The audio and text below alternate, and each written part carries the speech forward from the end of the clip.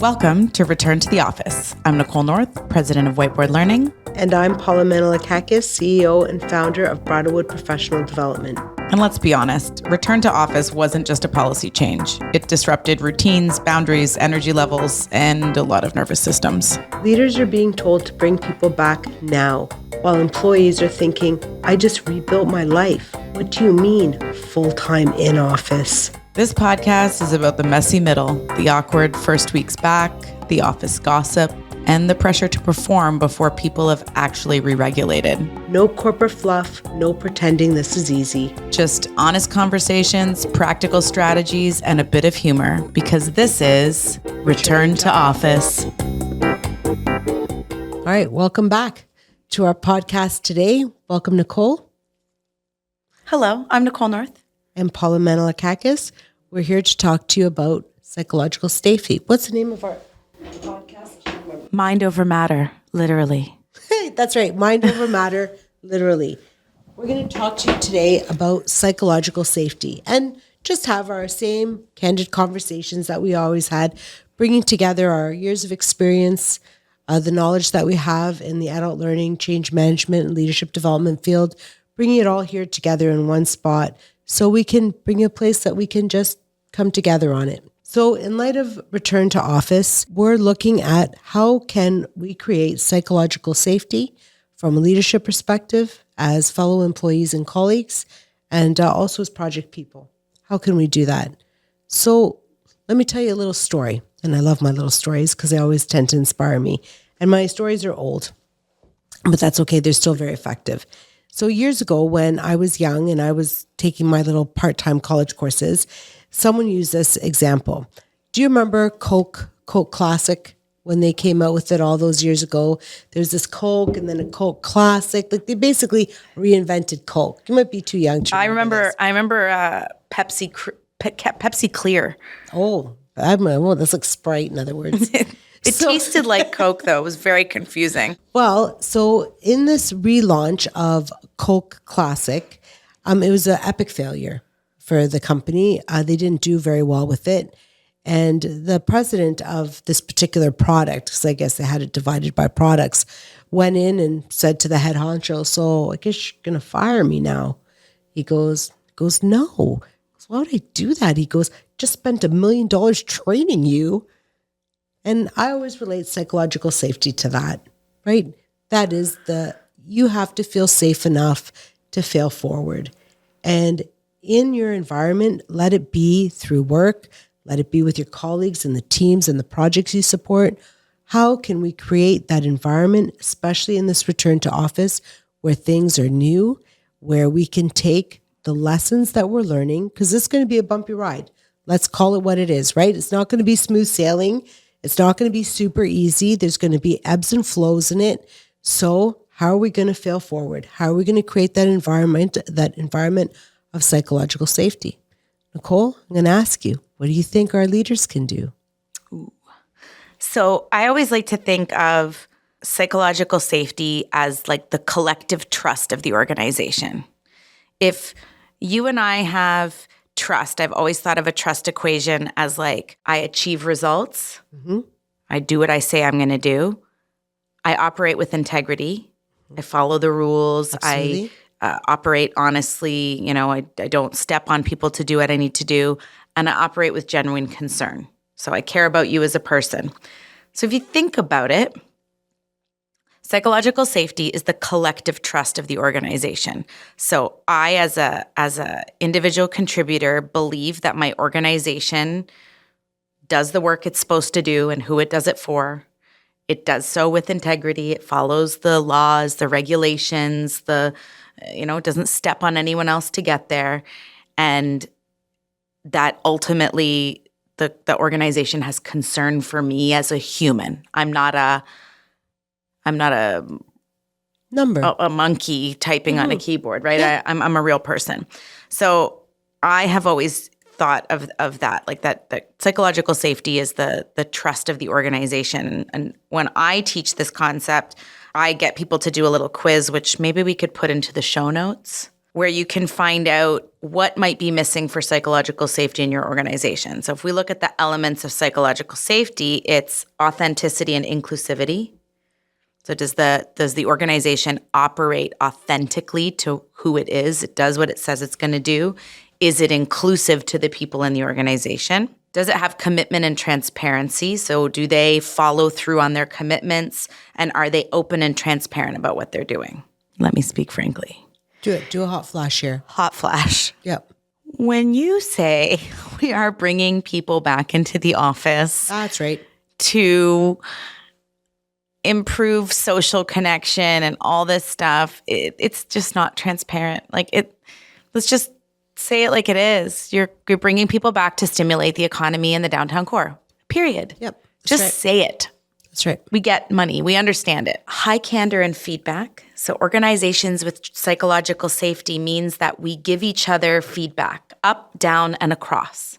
So I can give feedback to my leader can give feedback to me. I can give feedback to my peer can give feedback to me, and I give feedback to my direct report, and my direct report can give feedback to me. So let me hot flash for you here for a moment. What was this, a double hot flash? Watch out. That sounds like Narnia. It's non-existent.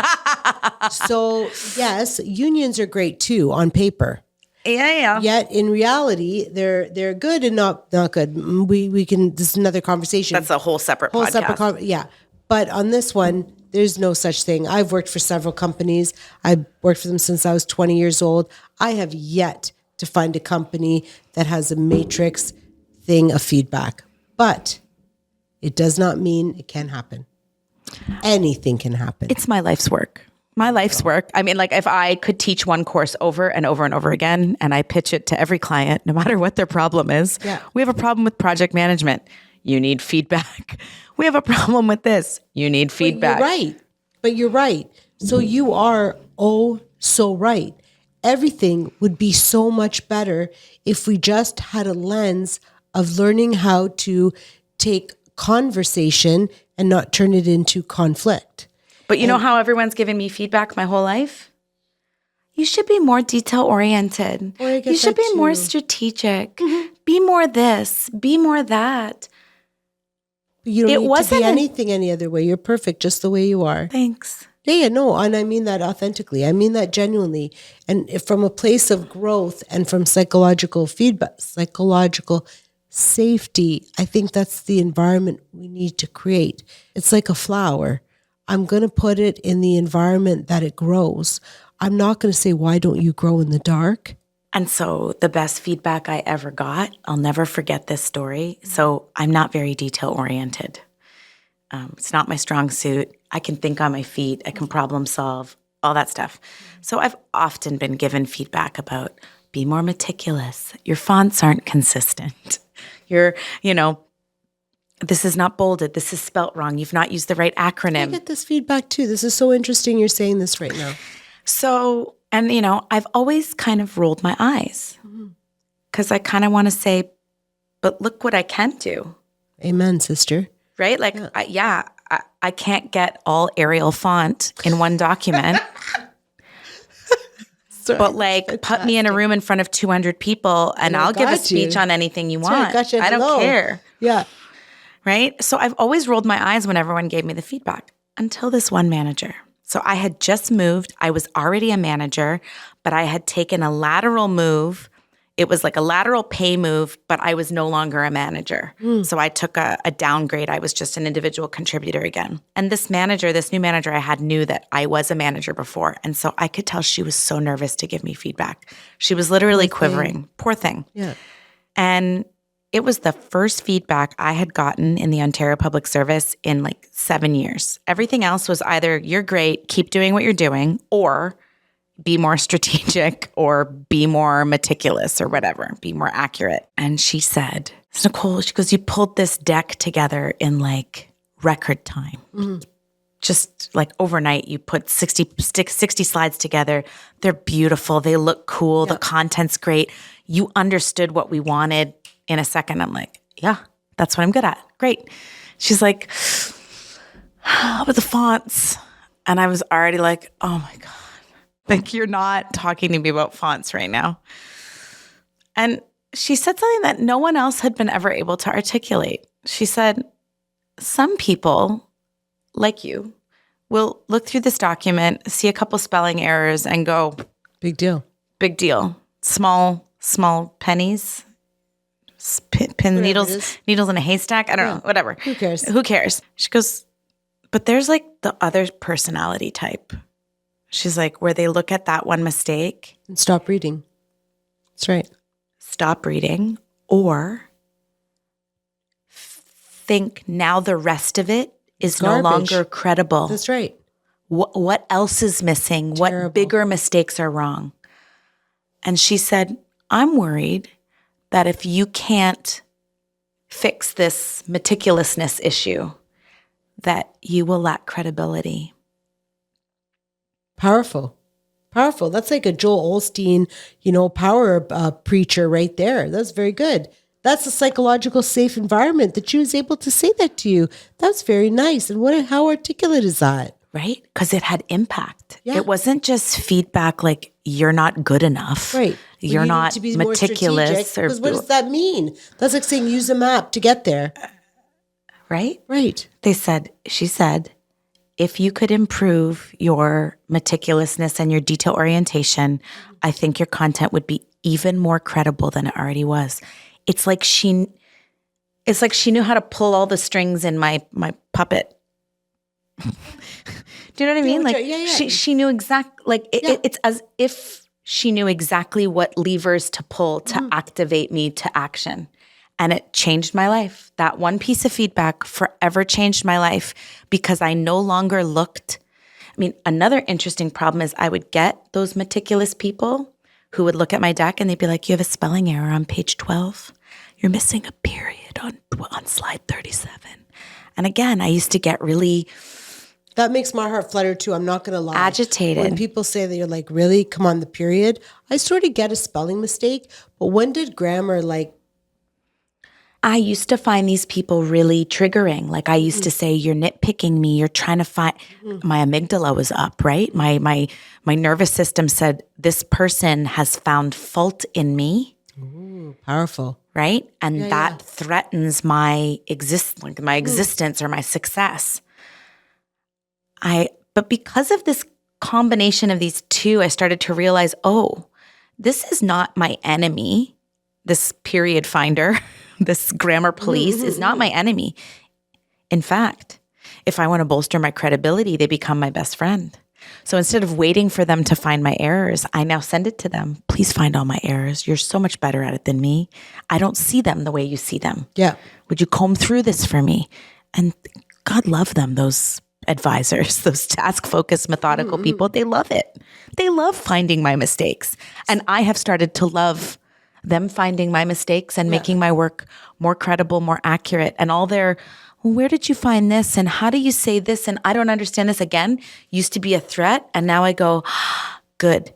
Because now when someone else like you reads my deck, I've got it solid. And so I guess that's a wonderful demonstration of psychological safety.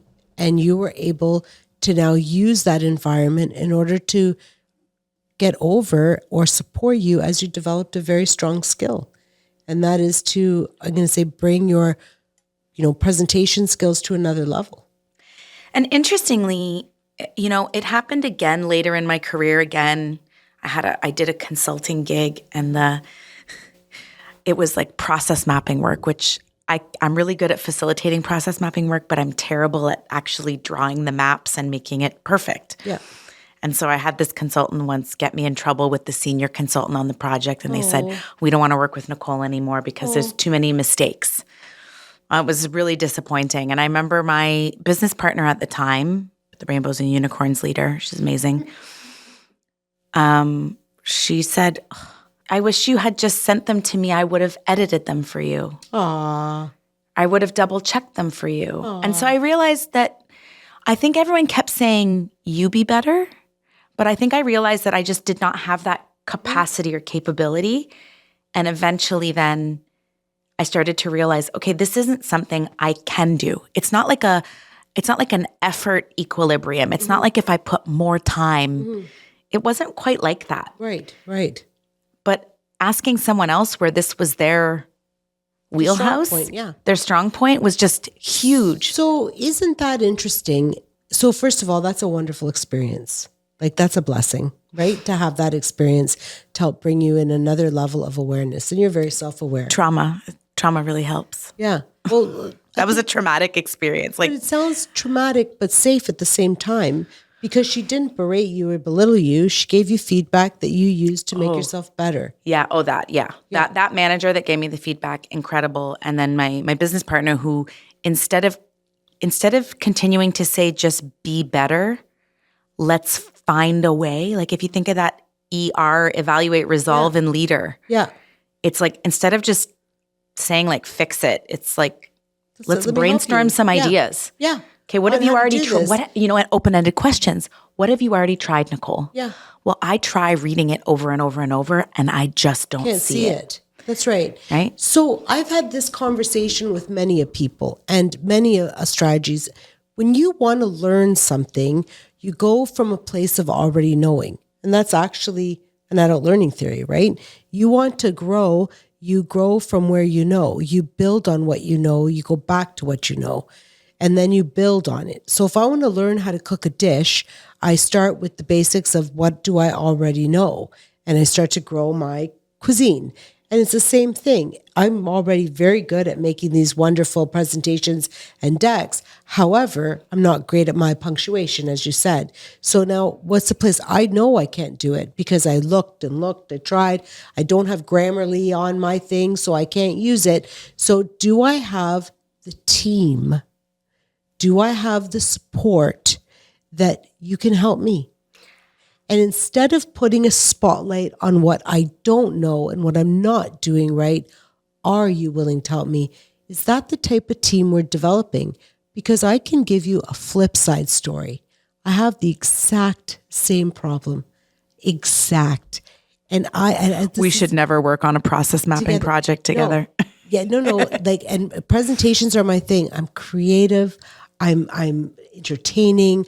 I'm articulate. You sure are. I can sell anything, especially if I believe in it. If I believe in it, no hold bars, I got you.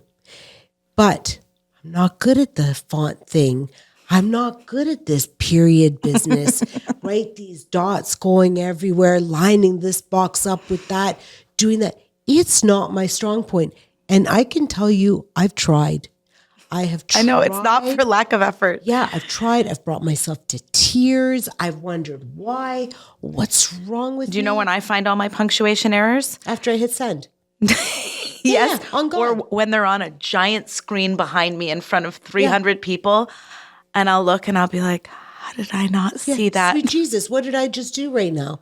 Yeah, no. Then I quickly advance the slide. Yeah. Or I just say, don't look here while I cover it with my hand. But while you're doing that, in this environment, in an environment that provides psychological safety, and this is where the leader, I think, is pinnacle, is required. You know, the Italians have a saying called "a fish stinks from the head," right? No, seriously, this is the saying: a fish stinks from the head. So if the leader is the head, right?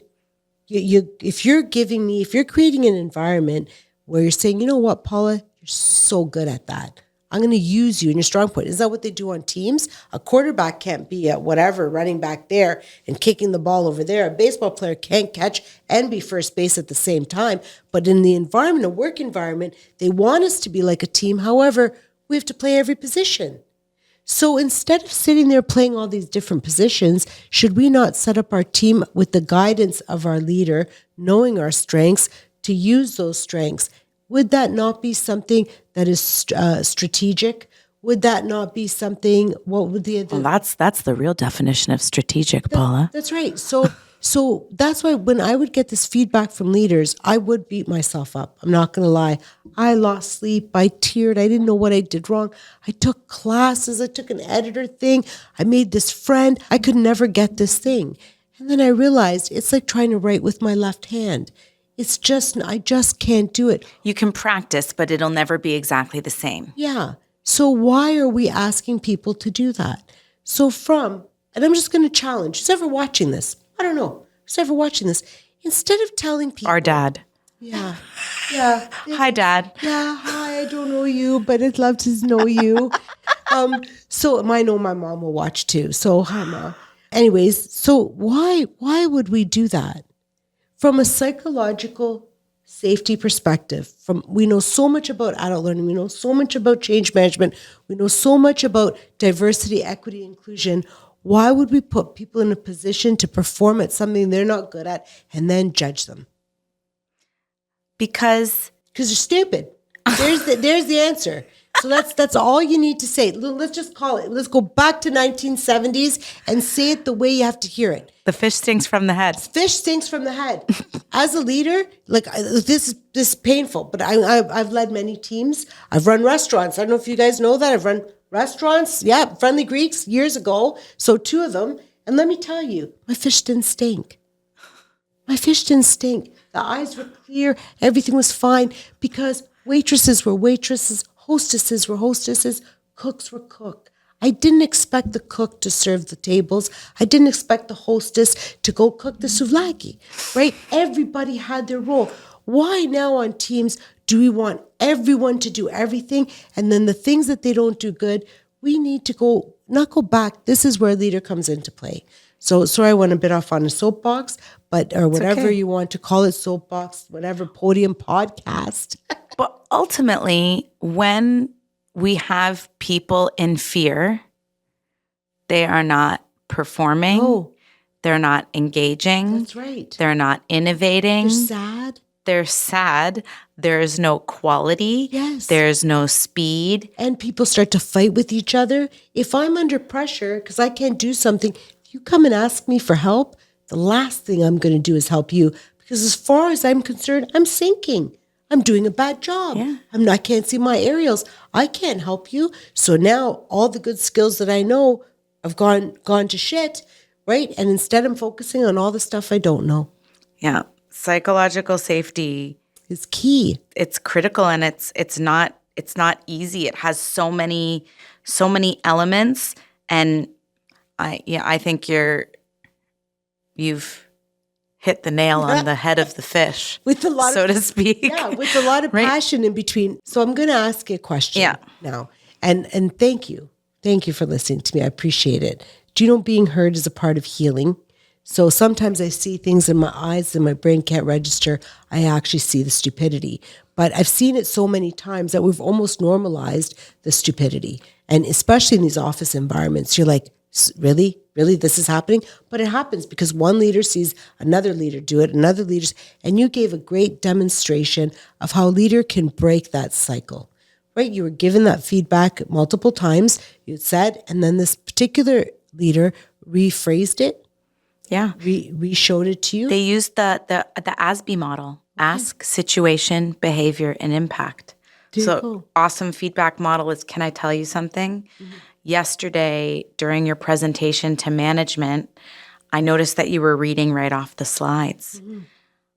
When you started reading off the slides, all the managers looked down, started looking at their phones and flipping through the things. They lost engagement, right? And so what that does is not just say, you need to learn your slides better. Right. It says, here's the impact. I watched it. I said, maybe you couldn't see it because you were presenting. Mm-hmm. So what do we need to do to help you come out of your notes and present to maintain the engagement of the people? And that is basically what that manager did for me. Can I tell you something? In the deck you did, work was really great. And I noticed there was spelling errors. And these spelling errors potentially impact your credibility. What do we need to do to improve your ability to have that credibility? To me, that sounds like a blessing. Just like having a good teacher, having a good coach, having somebody that you can lean on to say, I can be vulnerable, to take a step back and to learn how to do this. So that's a wonderful example. And I'm so happy you had that experience. That was great. I have to think tonight as I lie in bed, I will lie down and try and think back on if I've had those opportunities. Because I believe when we can find those opportunities in our lives, they can start to multiply. Yeah. And I mean, use that model with your spouse, with your kids. right? Like instead of saying, you never take out the garbage, you always leave dishes in the sink. Maybe you frame it like, hey, can I tell you something? Yesterday when you left the dishes in the sink, I had to do them. And I was really looking forward to relaxing. I was really tired after my long day. And I had to do your dishes, and then I felt a little resentful. Oh. It's really different from you never do the dishes. Yeah, that's a nice way of saying it. I don't think my husband would hear it, but I think he'd laugh, and at least I can try. Right? And I mean, again, I had with a business partner, again, I told you I'm really urgent. I like to do everything at the last minute. That's when I get energy and inspiration. It's not procrastinating. It's how I get creative. And my business partner said, I love the way that you do this, and I value it. Yeah. And when you don't get it to me until Friday at 5 p.m., that means I have to work on the weekend. Yeah. And I don't think that's fair. And I went, oh, I totally forgot about the rest of the chain. It's not like I was sitting there being like, oh, haha, I'm done at 5 p.m. I'm going to ruin your weekend.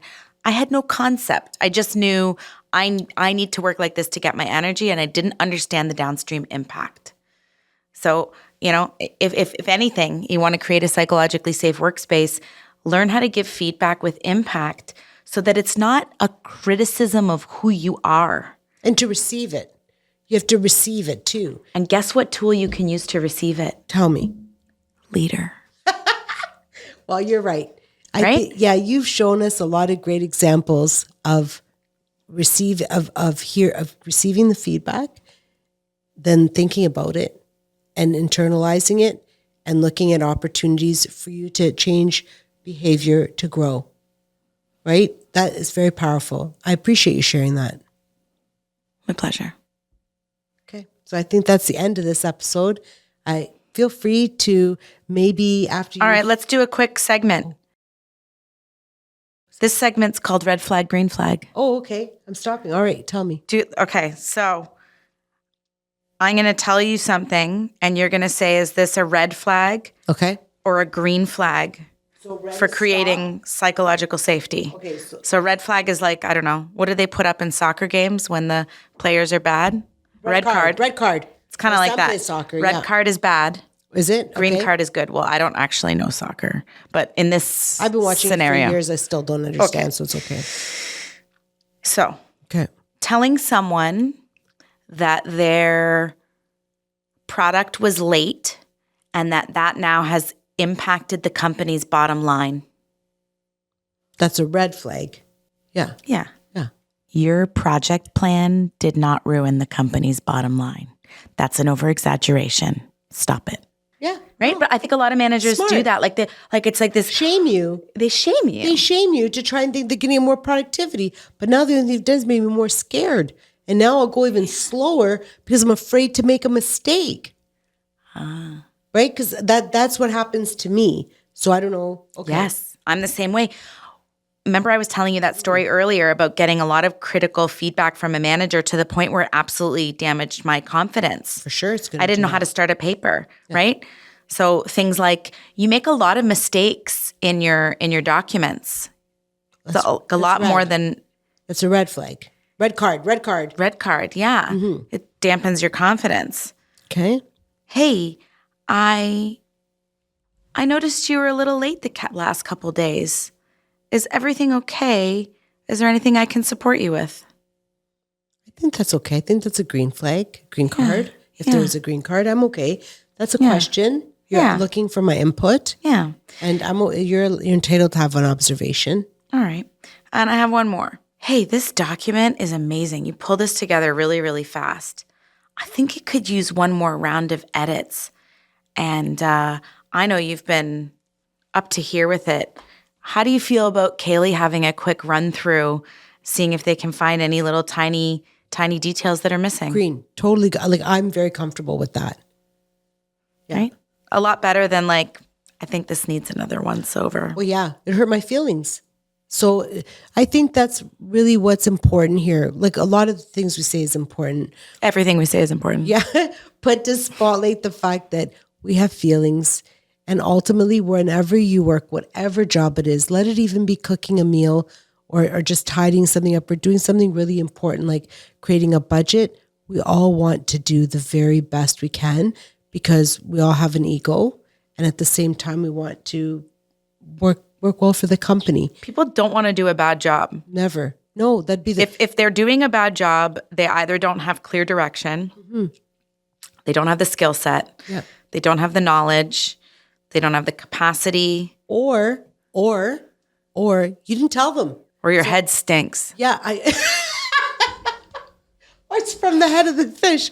Or just in closing, might not always be the person, right? It might be the leader. And this is something where the one up has to stop and look, or even you self-reflect. Say, do you remember when we were younger, the Trident commercial, 4 out of 5 dentists choose Trident? Well, if you got 4 out of 5 employees that are complaining about you, then you got to maybe consider, maybe I shouldn't be a people leader, right? So, or maybe keep going. Okay, we're going to wrap it up soon. So I'm sorry. This symbol's confusing. Is it go on more or stop? Wrap it up? It's like when you're at the bar. Oh yeah, last call. Well, this could mean a couple of things. Depends on your facial expression, right? If it's this, we should play charades. That's another round. But if it's this, we got to get the F out of here. Yeah. We got to go now. Well, ultimately, we want to, I'd like to just say that there's opportunity, no matter what role you're in, from an individual contributor to a leader, to constantly be doing that self-check, to do that evaluation. And we carry our day with us at night. So, right, we never leave anything at night. So you bring your whole self to work. We bring our whole self and our whole self home. And we have a second job there. Let it be just to ourselves for our own self-health, right? So let's try and just be a little bit gentle and be gentle on ourselves so we can wake up tomorrow. Yeah. When people feel safe, they start to re-engage. Yeah. So I think if you want to start seeing the mood shift, the energy shift, and then this return to work creates some safety. It doesn't have to come from pressure or big reminders. It just comes from creating a safe space. And so in our next and ultimate episode of Return to Office, we're going to talk about what motivation actually is and how you can't force it. Until next time, I'm Nicole North. And I'm Paula Manolakakis. That wraps up this episode of Return to Office. Thanks for listening. Whether you're commuting, hiding in a boardroom, or pretending this is background noise. You can find us on Apple Podcasts, Spotify, or wherever you get your podcasts. And if this made you laugh, not aggressively, or feel a little less alone, like, share, or leave us a review. We'll see you next time back at the office.